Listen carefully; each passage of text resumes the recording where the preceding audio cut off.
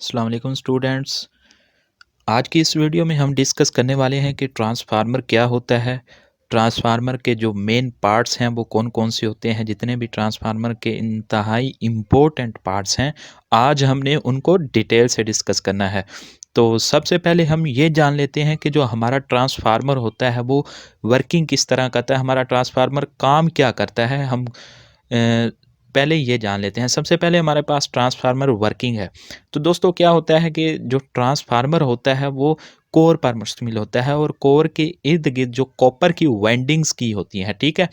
तो इसकी दो वाइंडिंग्स होती हैं। सिंगल फेज अगर कोर होगी तो उस पे दो वाइंडिंग्स होंगी, और अगर थ्री फेज है तो उस पे सिक्स वाइंडिंग्स की होती हैं। तो चलें इसकी वर्किंग देख लेते हैं। सबसे पहले अगर हम वोल्टेज दें इधर, तो आप जानते हैं कि अगर मोटी तार हो उसमें से करंट ज़्यादा गुजरता है और वोल्टेज थोड़े गुजरते हैं। और अगर तार बारीक हो और ज़्यादा बल दिए हों तो वहाँ पे करंट कम हो जाता है और जो हमारे वोल्टेज होते हैं वो हाई हो जाते हैं। तो चलिए अब आप इजी समझ सकते हैं कि ये वर्क किस करता है, कैसे करता है। मिसाल के तौर पर यहाँ हमने 11 केवी दी, ये 11 केवी थी, तो यहाँ पे क्या होगा, यहाँ पे जो हमारा करंट है वो कम हो जाएगा। जिस तरह हमने यहाँ 110 वोल्ट दिए थे, तो यहाँ पे करंट कम होगा और जो हमारे वोल्टेज हो जाएंगे वो 220 या 240 केवी हो जाएंगे।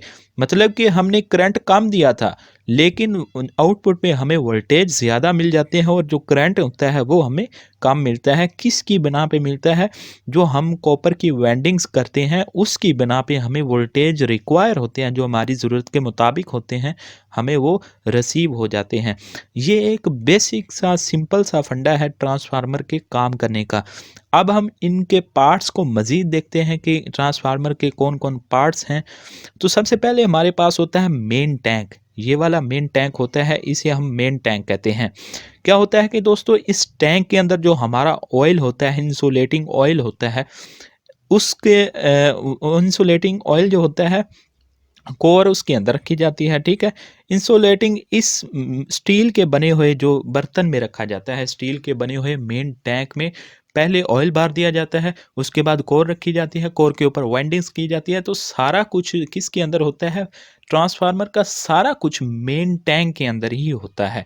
तो ये इंतहाई इंपॉर्टेंट कंपोनेंट है हमारे ट्रांसफार्मर का। उसके बाद दोस्तों हमारे पास मौजूद होता है बुशिंग्स।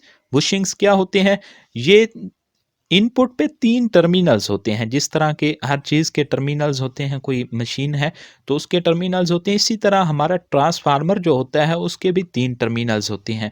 जिस तरह आप ये बड़े-बड़े टर्मिनल्स देख रहे हैं, इनको टर्मिनल्स भी कहते हैं और बुशिंग्स भी कहते हैं। यहाँ पे हम 11 केवी की तीनों फेज़ें इनपुट कर देते हैं। यहाँ पे 11 केवी की जो हमारी तीनों फेज़ होते हैं वो हम इधर दे देते हैं, ठीक है। उसके बाद जो हमारी आउटपुट होती है, जो हमारी पावर जो हमने इस्तेमाल करनी होती है, वो हम ले लेते हैं ये 4 बुशिंग से। 4 इसलिए हैं कि तीनों फेज़ होंगे और एक जो इसकी बुशिंग्स होती है वो न्यूट्रल के लिए होती है। जितने भी ट्रांसफार्मर होते हैं वो सब का ये सेम प्रोसीजर होगा, आपको घबराने की कोई ज़रूरत नहीं होगी। किसी की वर्किंग जो है वो अलग-अलग नहीं होती, बल्कि ये जितनी भी चीज़ें आज हम डिस्कस करने वाले हैं ये नॉर्मली हर ट्रांसफार्मर में मौजूद होती हैं। उसके बाद अगर आप देख लेते हैं कि ये हमारा बुशिंग्स है, ठीक है।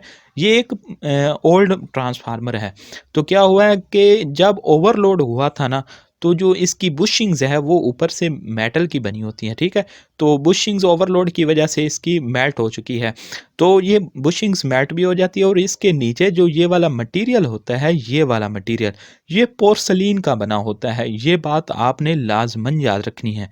और पोर्सलीन का बना होता है और इस पोर्सलीन के मटेरियल को और जो हमारा बुशिंग्स होता है, इसके जो कनेक्शंस होते हैं उसको आसमानी बिजली से बचाने के लिए यहाँ पर ये वाली वायर लगी होती है, ये वाली, जिसको हम लाइटिंग अरेस्टर कहते हैं। लाइटिंग अरेस्टर जो होती है वो आसमानी बिजली से बचाव के लिए हम ट्रांसफार्मर के बुशिंग्स के साथ यूज़ करते हैं। तो ये है ट्रांसफार्मर का बुशिंग्स टर्मिनल्स। उसके बाद हमारे पास मौजूद है कंजर्वेटर टैंक या एक्सपेंशन वॉल्व। ये क्या होता है, दोस्तों ये जो कंजर्वेटर टैंक होता है, नॉर्मली ये आपको जो हमारे गली मोहल्लों के छोटे ट्रांसफार्मर होते हैं वहाँ पे देखने को नहीं मिलेगा, लेकिन जो 400 केवीए से ज़्यादा ट्रांसफार्मर होते हैं वो वहाँ पे हम कंजर्वेटर टैंक लगाते हैं। कंजर्वेटर टैंक जो होता है इसके बेसिकली दो मेन काम हैं कंजर्वेटर टैंक के। इसका सबसे पहला काम जो होता है वो ये होता है कि इसके अंदर हाफ ऑयल होता है, आधा ये ऑयल से भरा होता है और आधा खाली होता है। ठीक है, गर्मियों में क्या होता है कि जो हमारा ट्रांसफार्मर होता है वो अक्सर औकात उसके अंदर जो ऑयल है ट्रांसफार्मर के मेन टैंक के अंदर वो मेल्ट होना शुरू हो जाता है, वो भाप खारिज करता है। जब भाप खारिज करता है उबलना शुरू हो जाता है। ठीक है, उबलते उबलते वो इस नाली के ज़रिए हमारे कंजर्वेटर टैंक में आ जाता है वो वाला ऑयल। तो क्या होता है कि जब वो वाला ऑयल ठंडा हो जाता है तो कंजर्वेटर टैंक से वो ऑयल वापस हमारे मेन टैंक में आ जाता है। एक तो इसका ये काम हो गया, ठीक है, ऑयल को जगह फराहम करना। और इसका दूसरा काम ये है कि इसको इसके ज़रिए जो ट्रांसफार्मर के अंदर हमारी हवा होती है वो दाखिल होती है। किस तरह, वो हम देख लेते हैं आगे किस तरह हवा अंदर दाखिल होती है।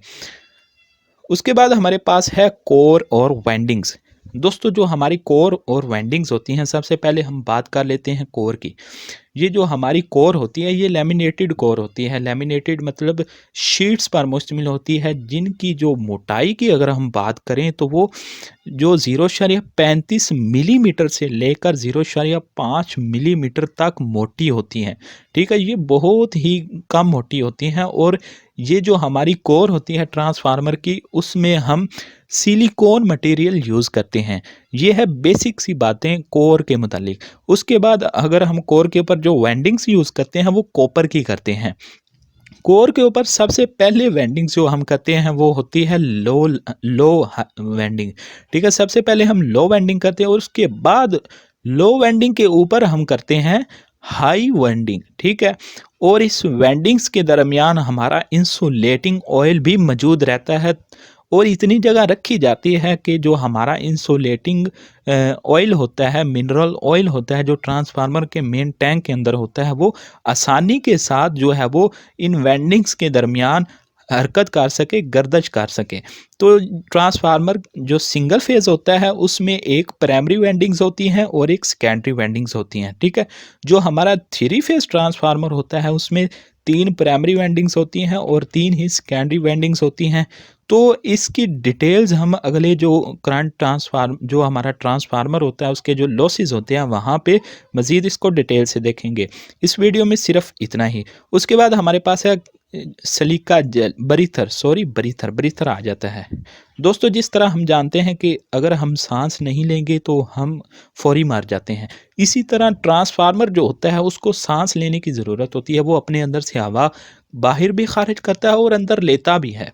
ठीक है, कब लेता है, जब हम ट्रांसफार्मर जो हमारा होता है जब उसके अंदर जो ओवरलोड हो जाता है, जो उसका ऑयल होता है वो मेल्ट होना शुरू हो जाता है, उसके अंदर से भाप जो होती है वो इस नाली के ज़रिए आती है कंजर्वेटर टैंक में। ठीक है, कंजर्वेटर टैंक में आने के बाद क्या होता है कि वो जो हवा होती है वो इस नाली से होते हुए, ये जो नाली है इधर ब्रीथर में आ जाती है, इसे हम कहते हैं ब्रीथर। तो क्या होता है, ये एक शीशे का बर्तन होता है और इसके अंदर कैल्शियम क्लोराइड या फिर सिलिका जेल जो होता है वो इसके अंदर भरा होता है। ठीक है, जो सिलिका जेल होता है पहले तो उसका रंग जो होता है वो नीला होता है, लेकिन वो हमारे ट्रांसफार्मर की जो हवा अंदर जाती है उसके अंदर जो नमी होती है उसको ब्रीथर जो वो जज़्ब कर करके जो हमारा ब्रीथर होता है उसका रंग जो नीले से गुलाबी हो जाता है। ये हमारे ट्रांसफार्मर का जो ब्रीथर होता है, ये एक उसकी सिंपल सी वर्किंग है हमारे ट्रांसफार्मर के ब्रीथर की। उसके बाद हमारे पास एंड पे मौजूद है बुक्कल्स रिले। दोस्तों ये बुक्कल्स रिले जो होती है ये एक तरह का स्विच है। ठीक है, इसके अंदर एक स्विच लगा होता है। क्या होता है कि जब ट्रांसफार्मर हमारा ओवरलोड होता है या फिर बहुत ज़्यादा लोड पड़ जाता है और हमारा ऑयल उबलने लगता है और कंजर्वेटर टैंक के अंदर हमारा सारा ऑयल जो है ये फिल हो जाता है, तो तब जो बुक्कल रिले होती है ये ट्रांसफार्मर को ट्रिप करवा देती है। ट्रांसफार्मर के साथ हम एमसीबी या सर्किट ब्रेकर वगैरह नहीं लगाते, बल्कि ट्रांसफार्मर को हम ट्रिप करवाने के लिए बुक्कल्स रिले लगाते हैं। ये बात आपने लाज़मी याद रखनी है कि ट्रांसफार्मर को ट्रिप करवाने के लिए हम बुक्कल्स रिले इस्तेमाल करते हैं। ये बुक्कल्स रिले जो होती है ये कंज़र्वेटर टैंक और मेन टैंक के साथ लगी होती है। ये बात आपने याद रखनी है। उसके बाद हमारे पास मौजूद है रेडिएटर्स या कूलिंग ट्यूब्स। दोस्तों रेडिएटर्स या कूलिंग ट्यूब्स क्या होता है, ये अक्सर औक़ात जो 400 केवीए से ज़्यादा होते हैं या 400 केवीए से कम होते हैं, ये तकरीबन सब ट्रांसफार्मर के अंदर जो रेडिएटर्स या कूलिंग ट्यूब्स आपको देखने को मिल जाती हैं। ट्रांसफार्मर के अंदर जो ऑयल होता है वो जब हीट अप होता है तो हीट अप होने के बाद इन ट्यूब्स के अंदर से गुजरता है। जब ऑयल कूलिंग ट्यूब के अंदर से दाखिल होता है तो ऐसे ऐसे आते आते जो हवा बाहर की होती है वो यहाँ इस कूलिंग ट्यूब पे लगती है। जो हमारा ऑयल होता है वो नीचे जब गिरता है तो वो ठंडा हो जाता है। तो क्या सिंपल सी वर्किंग है इसकी कि जब ऑयल इस कूलिंग ट्यूब के अंदर आता है, इस कूलिंग ट्यूब को बाहर से हवा जो है वो लगती है, तो क्या होता है जो हमारा ऑयल होता है उबल रहा होता है, ओवर हीटिंग की वजह से वो जो है वो ठंडा पड़ जाता है।